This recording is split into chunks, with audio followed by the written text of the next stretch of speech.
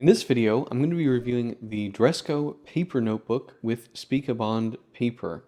I'll go over the specs, I will do a paper test, and I'll tell you what I like and don't like about this notebook coming up.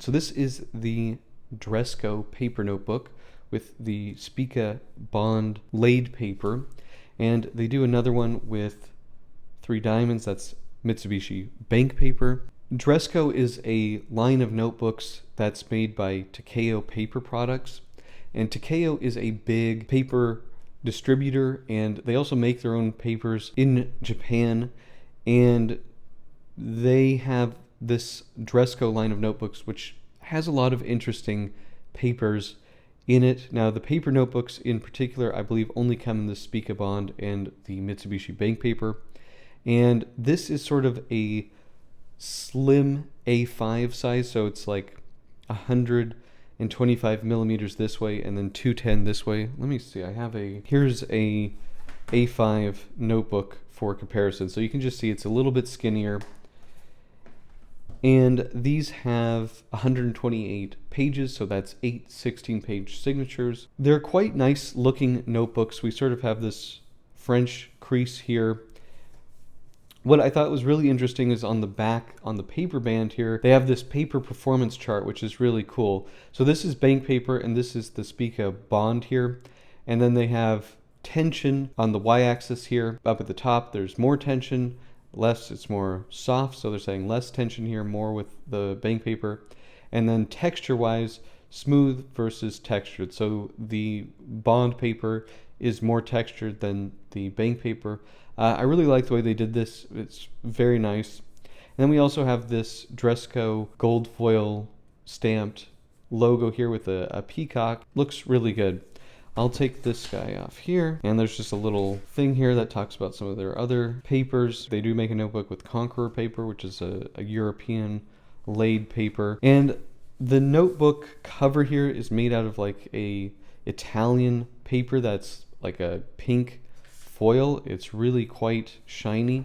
It isn't the nicest to touch, I have to say. There's a lot of, I don't know, it feels weirdly grippy, but it looks pretty nice. You can see that it is easily damaged. Very easy to bump the corners on this, even though they are rounded.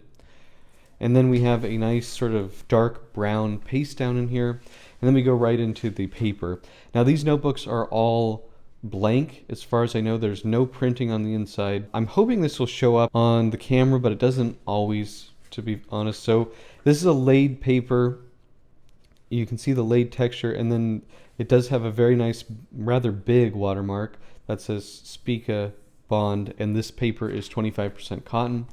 This paper is also made on the same machine as Mitsubishi bank paper, so this is again a specialty, very expensive paper, and in my experience it's quite nice to write on. It is more prone to feathering. It doesn't have as dense of a construction as Mitsubishi bank paper, so you will see more feathering, but I still consider this a very fountain pen friendly paper. Now you'll see there's a lot of feathering with the 6mm Pilot Parallel and the 3.5mm. And then when we go into the regular fountain pens, I don't really see any proper feathering here. These all look good. The same can be said, I think, for pretty much all the other pens. The only one maybe is the High-Tech Point. Honestly, this should be moved to the troublemaker section because it causes a problem for so many papers. Now, when we look at the back, we do see spotting from the Pilot Parallel pens. The other fountain pens don't really see any spotting. Some of the rollerball pens, we see some spotting, and then the troublemaker pens. Now, Spica Bond comes in several different weights. I believe this is like the 70 something GSM weight. There's a 90 GSM. This feels lighter than that. There's also a 60 and a 49 GSM. So my guess is this is the 70, but it could be the 60. It's very hard to determine that just off of feel. Now you see there is a lot of ghosting with this, so that is one negative.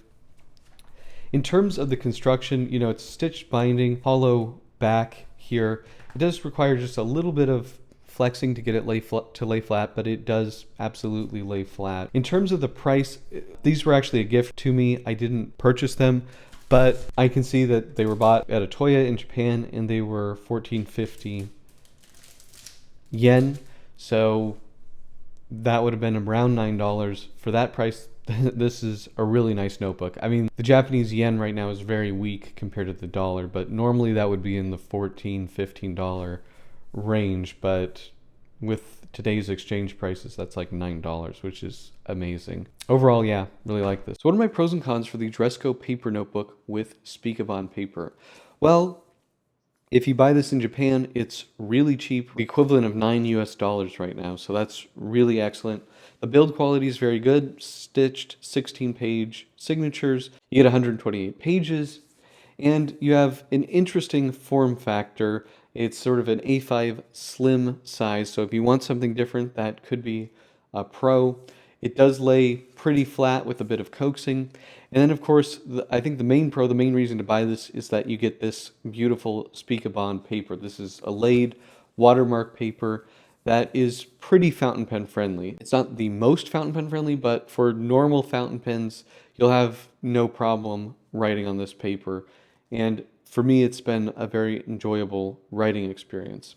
Now, in terms of cons, the size I do think is a little bit weird. Making the A5 slimmer is not my favorite. The other thing that I don't like is it only comes in blank.